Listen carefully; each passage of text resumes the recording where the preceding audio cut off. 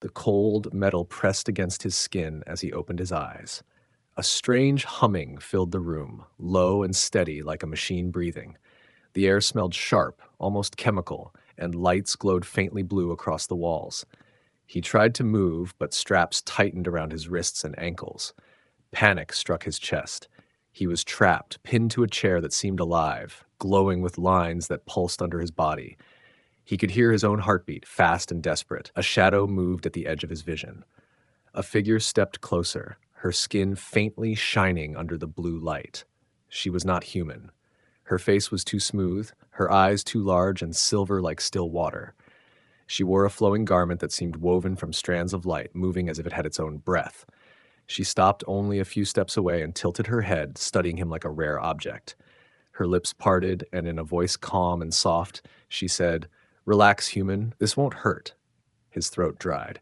He pulled at the straps, but they tightened until his skin burned. "What do you mean?" he whispered, his voice trembling. "What are you going to do to me?" She did not answer at once. Her long fingers touched a panel near the chair, and lights flickered across the walls. Machines awakened, arms unfolding like insects stretching their legs.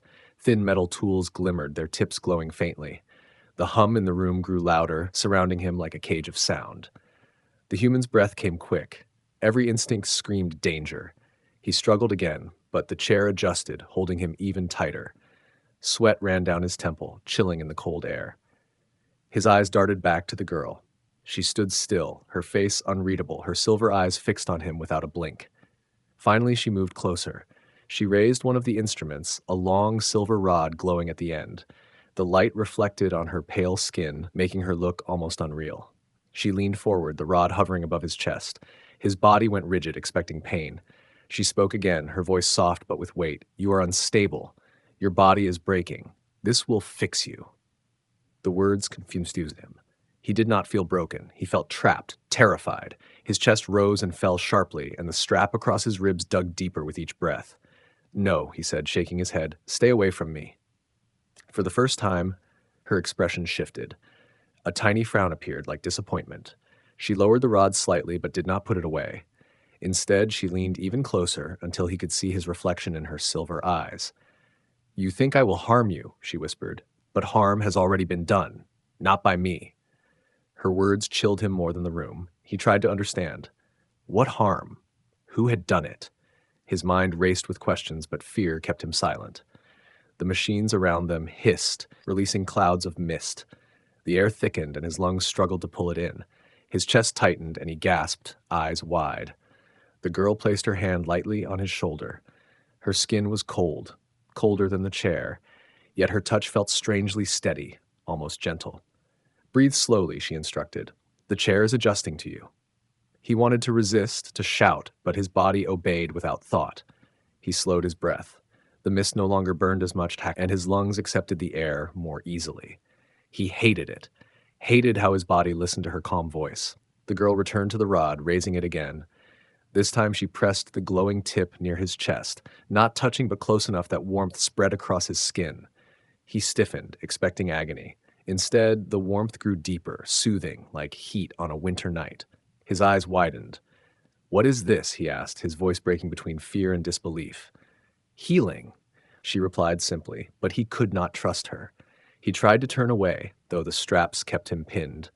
He wanted to believe the warmth was real, that it was helping him, but his mind screamed it was a trick. His eyes searched her face for cruelty, but all he saw was calm, too calm. Then the light from the rod sank into his skin, glowing through his chest like fire under glass. His heart skipped, then pounded harder, stronger than before. A shock ran through him, not of pain, but of power. His veins burned with heat, and his fingers twitched against the restraints. The girl's eyes widened slightly, the first sign of surprise. She whispered something in a language he did not know. Her silver eyes shifted quickly over his body, watching the glow spread. "What's happening?" he demanded, his voice louder, desperate. She lowered the rod, her lips tightening. "You are different," she said. "More different than I expected." Fear stabbed through him. Different? What did she mean? He looked down at his chest, where the glow slowly faded, leaving behind a strange calm in his body. His heart still pounded, but it felt stronger, steadier. The girl stepped back slightly, still watching him closely. The machines behind her adjusted their arms, almost restless, as if sensing the change. The hum in the room deepened, filling his head like a drumbeat. He pulled again at the straps, but this time they resisted less. He felt stronger. His wrists burned with effort, but the metal creaked faintly, something it had not done before. His eyes shot back to her, and she saw it too. Her calm expression cracked into something else, uncertainty. She lowered her voice, barely above a whisper. This should not be possible. Her words echoed in the cold room, leaving him with a chill deeper than fear. Something had begun inside him, and even she did not understand it. The hum of the machines did not stop. It grew sharper, like hundreds of insects crawling through the walls. The human's breath came heavy as the straps cut into his skin. The girl lifted another instrument, long and curved, its edges glowing faint green. She held it with steady hands, moving closer until the light brushed across his throat. His chest tightened, panic rising again. "Don't," he rasped, straining against the chair. The leather burned against his wrists, but he kept pulling, the sound of creaking metal faint under his struggle. Her silver eyes did not blink. "Your body is resisting. If you keep fighting, the chair will hurt you more." He froze at her words. For the first time he realized she was not threatening. She was warning. The chair itself seemed alive, responding to his movements. The glowing lines across its frame brightened when he struggled, tightening the straps like an angry predator. The green light from her tool swept slowly over his skin, sending strange vibrations deep into his chest. His heartbeat thudded against the rhythm, almost skipping to match it. He felt as if the machine could reach inside and pluck his heart out without breaking the skin. His voice cracked as he whispered, "Why me? What do you want from me?" The alien girl did not answer right away. Instead, she leaned so close he could see the faint pattern on her skin, like liquid silver flowing under the surface. Her lips parted and her breath touched his cheek, cool as ice. "Because you are not ordinary. Something inside you calls the machines. They respond only to you." His body trembled. The glow across the chair pulsed stronger, as if her words gave it power. The instruments shifted above him, clicking and hissing like eager predators. Fear and confusion battled inside his mind. She placed the tool against his collarbone. The glow sank inward, spreading veins of light beneath his skin. He cried out, not from pain, but from the terrifying sensation of being rewritten. Heat flowed through his chest, curling around his heart and lungs. His muscles stiffened, then softened, as if something unseen was repairing them. The girl whispered again, more to herself than to him, "It works, but too fast." Her eyes widened as the light spread farther than expected, racing down his arms and legs. He gasped and stared at his hands. The veins under his skin glowed faintly blue, alive with light. He shook his head violently. "Stop it! Whatever you're doing, stop!" Her hand trembled for the first time. She pulled the tool away, and the glow dimmed, though it did not disappear. His body still hummed with strange energy, his heart beating like a war drum inside his chest. Silence stretched between them, broken only by the hiss of the machines. She looked at him with something new in her eyes, fear. Not of him being weak, but of him being too strong. The human's voice cracked as he asked, "What have you done to me?" Her lips tightened. She whispered words in her own language, the sound sharp and fast, then finally spoke in his tongue again. "This is not what was planned. Your body is reacting in ways I cannot control." He stared at her, chest heaving. "Then untie me. Let me out." Her silver eyes darted toward the sealed door, then back at him. For the first time, hesitation crossed her calm mask. "If they see you now, they will kill you before you take another breath." His blood froze. "They?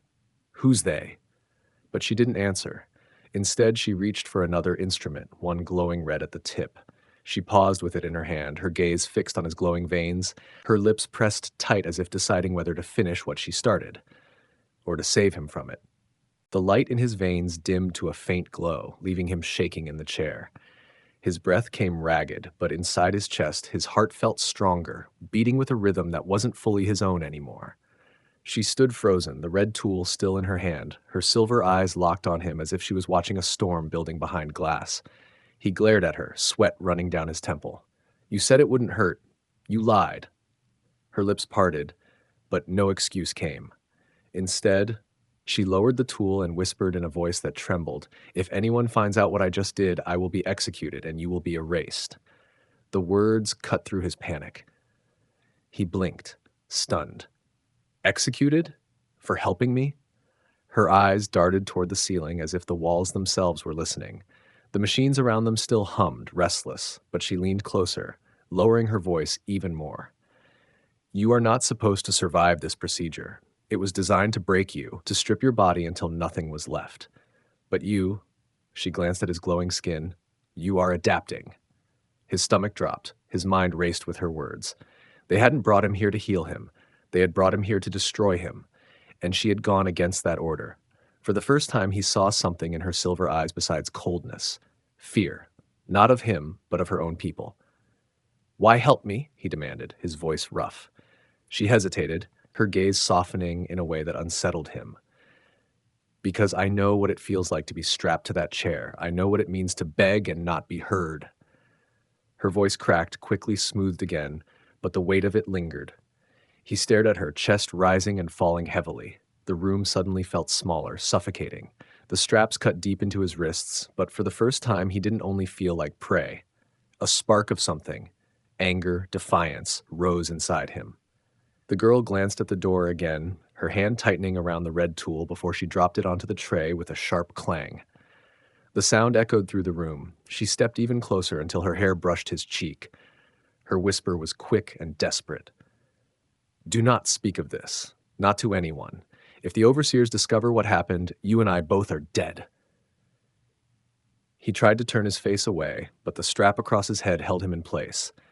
He could only stare at her silver eyes inches from his own. "Then untie me," he said, low and fierce. "If you're really helping me, let me go." Her expression twisted with conflict. She lifted her hand as if reaching for the controls, then froze halfway, her jaw clenched. "You don't understand. If I free you now, the walls will scream, the guards will come, you'll die before you take a step outside." His pulse pounded in his ears, but a strange calm spread under his skin where the light still lingered. He felt stronger than he ever remembered. He could almost imagine breaking the chair apart himself. Her eyes widened as if reading his thoughts. "Don't try it," she whispered sharply. "That strength in you, it's raw, unstable. If you push too hard, it will tear you apart from the inside." He clenched his fists against the straps. The metal groaned faintly under his grip, and her gaze flicked down, alarm flashing across her face. For the first time, she looked at him not as a subject, not as a mistake, but as something unpredictable, something dangerous. "You are not supposed to exist," she whispered, almost to herself. "But now that you do, everything will change." The silence in the room carried a weight heavier than the straps on his body. The machines no longer hissed, but their arms hovered in the air, twitching faintly as if waiting for a signal.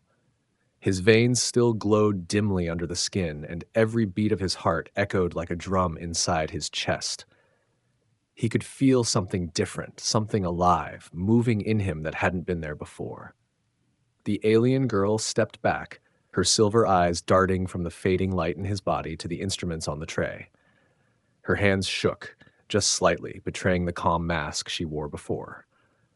She muttered in her language again, fast and clipped, then forced herself to breathe. When she finally spoke in his tongue, her voice was hushed, as if the walls themselves were listening. "This procedure was never meant to heal you. It was designed to measure how much a human could endure before breaking." His throat tightened. He stared at her, fighting against the cold straps. "So I was an experiment." Her eyes flicked up to meet his, and for a moment guilt shone through the metallic glow. "No human has ever lasted this long. But your body, it is not resisting. It is answering." The word sank deep into him. Answering. He didn't understand, but the proof throbbed in his chest with every unnatural heartbeat. "Answering what?" he demanded. She hesitated, then moved to a panel at the side of the chair. Her fingers glided across glowing runes, and a hologram burst to life above his body. It was a map of his cells, magnified 1,000 times, glowing threads weaving through them like fire in veins of glass. He stared in shock, unable to look away. His DNA itself pulsed with light. The girl's lips parted in awe. "This shouldn't be possible. Human cells are weak, fragile, easily torn apart. But yours, they are adapting to our energy." The hologram shifted, highlighting streams of light that branched and grew faster the longer she watched.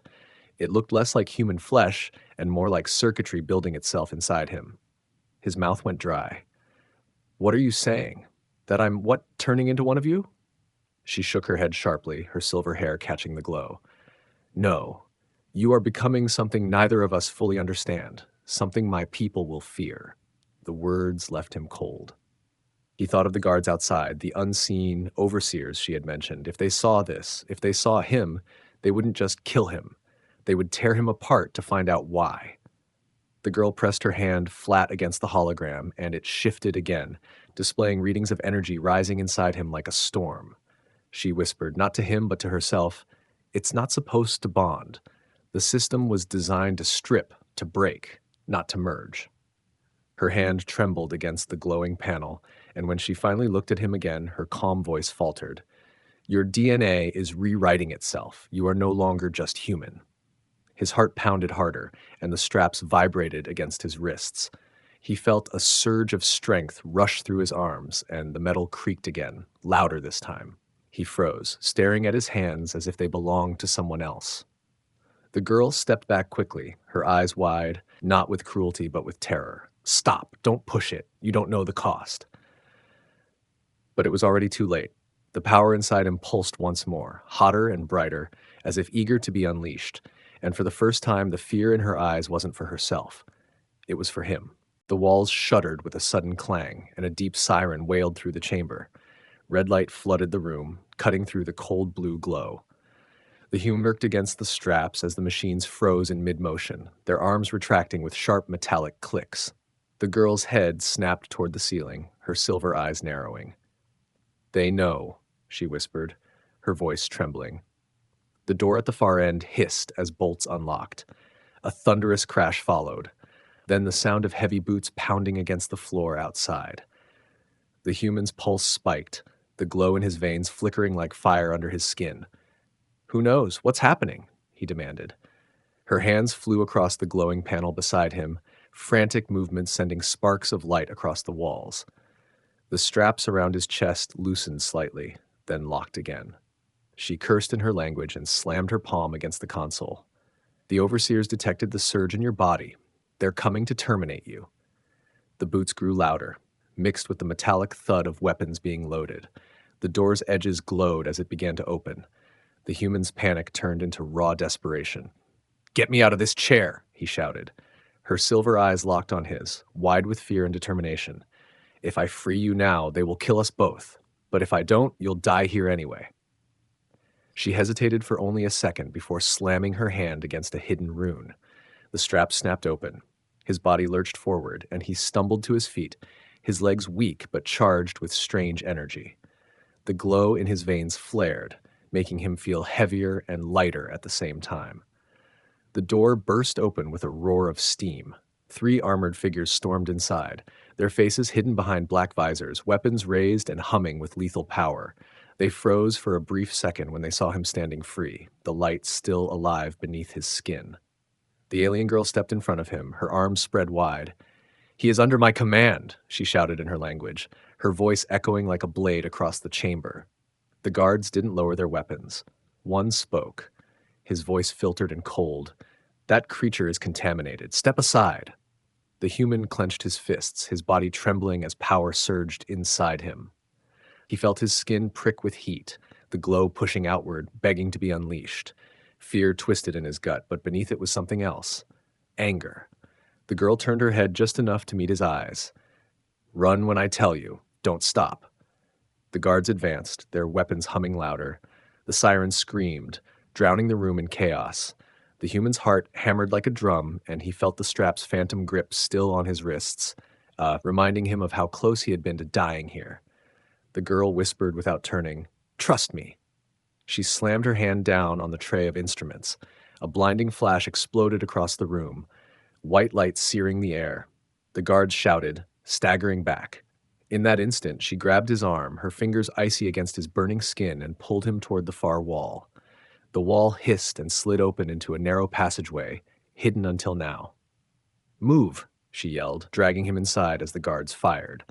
Beams of energy scorched the air where they had stood moments ago. The passage closed behind them with a heavy thud, plunging them into darkness. His glowing veins lit the tunnel faintly, casting shadows on the walls. His breath came ragged, but he could hear hers too, quick and strained.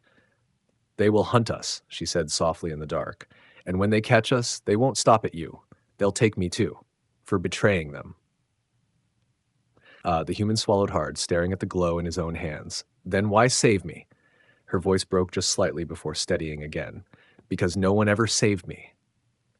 The tunnel stretched endlessly, damp walls lined with faint cracks that pulsed as if alive. Each step echoed like thunder in the narrow space, his breath rough, hers sharp and controlled. She moved ahead quickly, her pale figure almost blending into the shadows, while his glowing veins cast faint blue light that betrayed their presence with every motion. He pressed a hand to the wall to steady himself, the strange power still thrumming inside his chest. It felt unstable, like fire searching for air. "Where are we going?" he asked, his voice low, nearly swallowed by the stone. She didn't look back. Farther from their eyes, deeper into the underlevels. "If we survive long enough, the city itself may hide us." Her words brought no comfort. The air was cold and wet, the smell of rust and old machines thick. Somewhere above, muffled thuds echoed. More boots, more hunters closing in. He clenched his fists, and sparks of light ran across his skin. The glow frightened him, yet it also made him feel alive, powerful. She noticed, finally turning her head. "You must control it," she hissed. "If you let it consume you, it will kill you before they ever find us." He glared at her through the dim light. "And how am I supposed to control something I never asked for?" Her gaze softened for just a second, then hardened again. "By trusting me, even if you hate me." They pressed deeper, the tunnel bending and splitting into branching paths. She guided him without hesitation, fingers brushing against glowing symbols etched into the stone, as though she knew the labyrinth by heart. But the sound of pursuit grew louder. The overseers were faster than expected, their voices carried through metal vents, their weapons charging with every step. The human's chest burned hotter, the glow spreading with each pulse of his fear. He staggered, pressing his back to the wall. The veins under his skin flared like lightning, illuminating the tunnel in sudden bursts. She rushed to him, grabbing his wrist with both hands. Her cold touch against his heated skin grounded him, but only barely. "Listen to me," she said firmly, her silver eyes piercing into his. "That power inside you isn't foreign anymore. It's part of you. If you keep fighting it, you'll lose. If you accept it, even for a moment, you might survive." He gritted his teeth, sweat dripping down his brow. The power roared in his ears, a storm begging to be released. He feared it, but he feared the hunters more. His hands shook violently until, with a desperate growl, he forced himself to breathe, slowly, deeply. The glow steadied, no longer flickering wildly but coursing like a steady river beneath his skin. She nodded once, relief flickering across her face. "Good. Hold it like that." A heavy crash echoed behind them. Part of the tunnel wall split open as armored figures forced their way inside. Energy beams hissed through the dark, slamming against the stone, spraying shards across the narrow path. She shoved him forward. "Run!" He sprinted, his legs fueled by the strange energy coursing through him. The tunnel shook with every blast, light bursting behind them. He heard the hiss of weapons too close, felt the heat of near misses grazing his skin. Still, he ran, following her through twists and sudden drops, his body moving faster than it ever had before. At last, the tunnel widened into a chamber filled with broken machines and collapsed metal beams. She stopped, pulling him behind cover as beams scorched the ground where they had just stood. Breathless, she turned to him, her voice trembling. "They will not stop until you're ashes, and when they realize what you are becoming, the whole city will turn against us." His chest heaved, the glow inside him pulsing steady now, no longer wild. He clenched his fists and stared at the sealed passage ahead, a quiet fire burning in his eyes. "Then maybe it's time I stop running." The chamber shook as the sealed passage split open, flooding the space with blinding white light. Figures poured through, armored overseers with weapons raised, their visors reflecting his glowing veins like mirrors. Their voices barked orders in a tongue he couldn't understand, but their meaning was clear. End him. The girl stepped in front of him without hesitation, her arms spread wide. Her voice cracked like a blade as she shouted, "He belongs to me. You'll have to kill me first." The overseers did not falter. Energy beams charged, humming with lethal power. The human's body thrummed in answer, the glow under his skin burning brighter until it spilled from his eyes and fingertips like liquid fire. Fear gnawed at him, but deeper than fear was a rage he could not bury. Rage at the chair, at the machines, at the way they had tried to unmake him. One overseer fired. The blast struck the ground at the girl's feet, sending her stumbling back. Instinct surged through him. He raised his arm, and the air itself seemed to split. The blast bent, twisted, then shattered into sparks against an invisible barrier that had not existed a second before. The room froze in shock. The girl's silver eyes widened, awe and terror mingling as she whispered, "You're shaping the energy." The overseers fired again, a storm of beams crashing toward him. His body moved before thought, the power spilling free. The air glowed, arcs of light streaming around him, bending the attacks away. Each impact rattled his bones, but the storm inside him held firm, wrapping him in a shield he did not understand yet somehow controlled. The girl's voice broke through the chaos. "If you fight, there's no turning back. They'll hunt you forever." He looked at her, chest burning, sweat pouring down his face. "They were never going to let me live." With a roar that shook the chamber, he hurled the energy outward. Light exploded from his body, a shockwave that tore through the floor and flung the overseers into the walls like broken dolls. Their weapons shattered, their armor cracked. Silence followed, broken only by the hum of his pulse echoing in the air. The girl stumbled closer, her gaze locked on him. "You're not human anymore," she whispered, but there was no hatred in her tone, only wonder. "You're something new, something they cannot control." His fists unclenched, the glow dimming, leaving him trembling and drained. He stared at the fallen overseers, then at her pale figure standing against the ruin. Slowly, he stepped toward her. "Then what happens now?" Her silver eyes softened for the first time. She placed a cold hand against his burning chest, her voice low. "Now we run, and we fight, together." The chamber lay in ruins, the overseers broken, the air heavy with smoke and sparks. But for the first time since waking in that cold chair, he no longer felt like prey. He was alive, changed, and dangerous. And the galaxy would soon learn that humans were not so easy to break.